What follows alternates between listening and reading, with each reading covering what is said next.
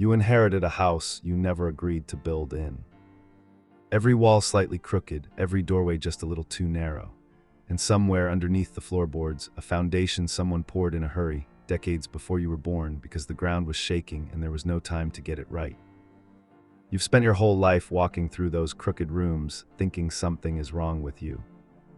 You flinch when you shouldn't, you brace before anything's even fallen. You read silence as danger and stillness as the calm before something breaks. And when you try to picture God, when you close your eyes and reach for the Father, you don't meet warmth, you meet an inspector. Clipboard in hand, walking your halls looking for the crack that proves you were never good enough to live here in the first place. Here's the thing nobody told you: you didn't draw those crooked lines. Somebody before you did, and somebody before them. Think about it like a blueprint passed hand to hand through a family line. The first person who drew it wasn't an amateur, they were a survivor. Maybe a parent who grew up hungry and learned that love only came after performance. Maybe a grandparent who learned that safety meant staying small, staying quiet, staying alert. They didn't draw a broken house on purpose. They drew a house that could survive a collapse they'd already lived through once. Every crooked measurement was a decision that kept somebody alive. But here's what happens to blueprints. Nobody rechecks the math. Nobody asks why this wall leans 2 inches west or why this room only has 1 door instead of 2. You just build from what you were handed. And so the fear that kept your grandparent alive got copied line for line into the version of reality you woke up believing was just how the world is built. That's the part almost nobody says out loud. Your nervous system didn't just inherit anxiety, it inherited a theology. Because when you grow up scanning a room for danger before you scan it for love, that scanning doesn't stay in the room. It follows you into how you picture the throne room. You start reading God the way you learn to read an unpredictable house, watching for a shift in tone, bracing for the moment kindness turns into correction. Hypervigilance doesn't just distort people. It distorts the sky. It takes the most stable being in existence and dresses him in the expression of the most unstable person who ever raised you. And once that lens is in place, it explains everything you've never said out loud. Why prayer feels like walking into a meeting you might get fired from. Why you apologize to God for things you haven't even done yet. Why rest feels dangerous, like the moment you stop performing is the moment the roof finally comes down.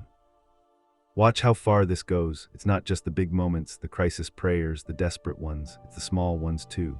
The way you say grace a little faster when someone's watching, like God is grading your sincerity in real time.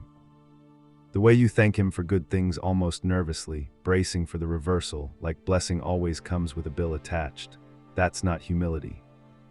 That's a floor plan built by someone who never got to trust that good things could simply stay good.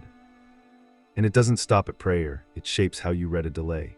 When the answer doesn't come on time, the inherited blueprint whispers that you've been forgotten, or worse, that you're being taught a lesson through withheld love, the same way silence was used as a weapon somewhere back in that family line. So you start managing God the way you learn to manage an unpredictable parent. Careful words.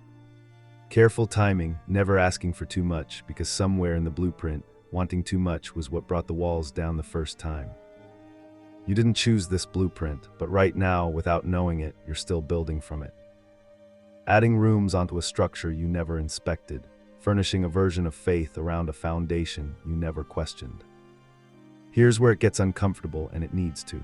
Somewhere in that inherited house, there's a room you keep avoiding, a version of God you're afraid to look at directly, because looking at him honestly means admitting how much of what you call faith is actually just an old survival strategy wearing religious clothes. That room has a door, and the door isn't locked. It's just been painted the same color as the wall for so long, you forgot it was ever there. Think about what that means for a moment. Somewhere inside you, there is a version of belief that has nothing to do with fear, a room that was never touched by the panic that built everything around it. You've just never opened it because you assumed every room in this house had to match the others. Scripture says something almost violent in its tenderness, that he knew you before the foundation of anything, before the first crooked line was ever drawn. Which means his blueprint for you existed before your family's fear did. Before the hunger, before the silence, before the flinching, there was an original design, and it was never drawn by trauma. So picture this, you're standing in the hallway of the house you inherited and someone knocks, not an inspector.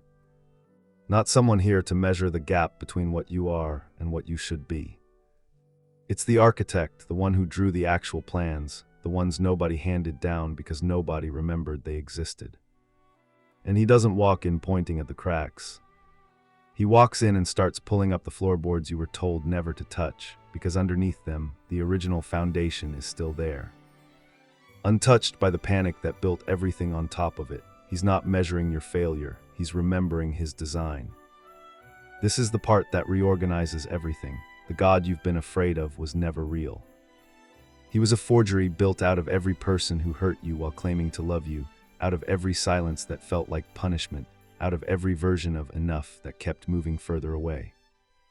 You weren't rejecting God, you were rejecting a portrait someone else painted and told you was him.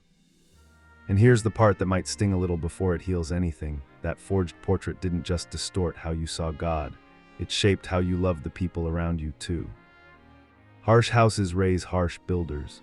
If you've ever watched yourself brace against someone who loves you, watched yourself expect punishment where there was only patience, that's not your character. That's the blueprint again, doing what it was designed to do, protect you from a collapse that isn't actually happening anymore. The actual Father doesn't flinch at your fear. He built you knowing exactly how many crooked lines you'd inherit, and he came anyway, not to condemn the structure, but to rebuild it from the foundation up, with you standing inside it the whole time. Not evicted, not inspected, held. This doesn't mean the fear disappears overnight. Old blueprints don't burn in a single moment. They get replaced one wall at a time, one honest prayer at a time, one morning where you notice you didn't brace before you opened your eyes. That's not weakness, that's demolition, and demolition always looks messier before it looks like anything beautiful. There will be days the old floor plan tries to reassert itself. A silence from God will feel like anger instead of patience. A delay will feel like punishment instead of timing. That's expected. You spent years memorizing a house that isn't even standing anymore. Relearning a new one takes longer than you'd like, and that's not a sign you've failed. It's a sign you're finally living in the real structure instead of the inherited one. But here's what changes the moment you understand where the crooked lines actually came from. You stop apologizing to God for feeling afraid, and you start letting him stand in the room with you while you shake. That's not distance, that's the beginning of the actual house, the one drawn before fear ever touched the paper. You are not the blueprint your family survived on. You are the design that existed before any of that fear was ever necessary, and the Father standing in your doorway right now isn't holding a clipboard.